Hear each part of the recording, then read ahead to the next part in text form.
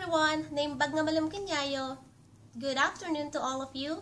It's Learn Ilocano, and on this video, let's learn how to say these. I told you, I told you, I told both of you, or I told all of you, and I told them, then whatever you wanna say. In Tagalog, sabi ko sa kanya, sabi ko sa inyo, at sabi ko sa kanila. So, let's start. For our first one, I told you, I told you. You can either say, Kunak kenka, or Kunak kenyam. Let's say that again. Kunak, Kunak, kenka, kenka, or Kunak, Kunak, kenyam, kenyam, kenyam. Kunak kenyam, Kunak kenyam, Kunak kenka. Let's have an example using both. Kunak kenka ke urayin nak, Kunak kenka ke urayin nak, urayin nak. Kunak kenka ke urayin nak. That's the first one. Let's have the second one. Kunak kenyam, Kunak kenyam ke urayin nak, Kunak kenyam ke urayin nak. I told you to wait for me. I told you to wait for me. And the word ke, the word ke, the word ke here, I see it as the equivalent. I see it as the equivalent of eh. So let's have the example again. Kunak kenka ke urayin nak. In Tagalog, that would be, sabi ko sa'yo, hintayin mo ko. Sabi ko sa'yo, hintayin mo ko. Kunak kenka ke urayin nak. Kunak kenyam ke urayin nak. Sabi ko sa'yo, hintayin mo ko. Let's have another example. Kunak kenka ke agdiguskan. Kunak kenka ke agdiguskan. Kunak kenka ke agdiguskan. Kunak kenyam ke agdiguskan. I told you to take a bath now, or I told you to take a shower now. Tagalog, sabi ko sa'yo maligo ka na. And you can also switch it and say the verb first. So you can say, agdiguskan kunak kenka. Agdiguskan kunak kenka ke. Agdiguskan kunak kenyam. Agdiguskan kunak kenyam ke. Same with the first example. Urayon na kunak kenka. Urayon na kunak kenyam. Urayon na kunak kenka ke. Urayon na kunak kenyam ke.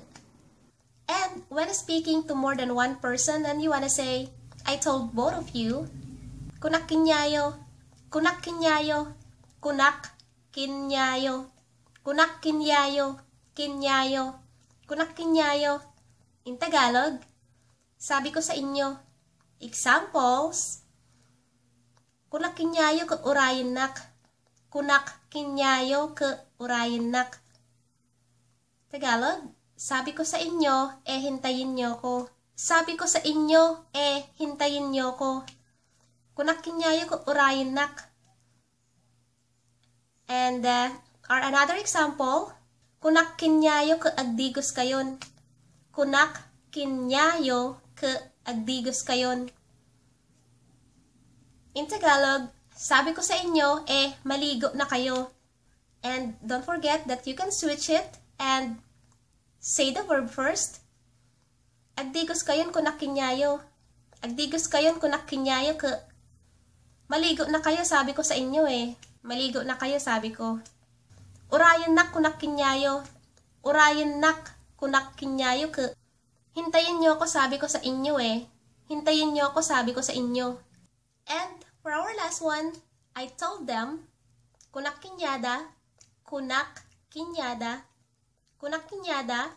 In Tagalog, sabi ko sa kanila, sabi ko sa kanila. And let's have our example saying, I told them, kunak kenyada ke urayin nak. Kunak kenyada ke urayin nak. I told them to wait for me. Sabi ko sa kanila, hintayin nila ako. Another one, kunak kenyada ke agdigusdan. Kunak kenyada ke agdigusdan. Sabi ko sa kanila, maligo na sila. Let's switch and let's say the verb first. Orayan nak kunak kinyada. Orayan nak kunak kinyada. Hintayin nila ako, sabi ko sa kanila. Orayan nak kunak kinyada ke. Hintayin nila ako, sabi ko sa kanila eh. And the other one, agdigusdan kunak kinyada. Or, agdigusdan kunak kinyada ke. Maligo na sila, sabi ko sa kanila eh.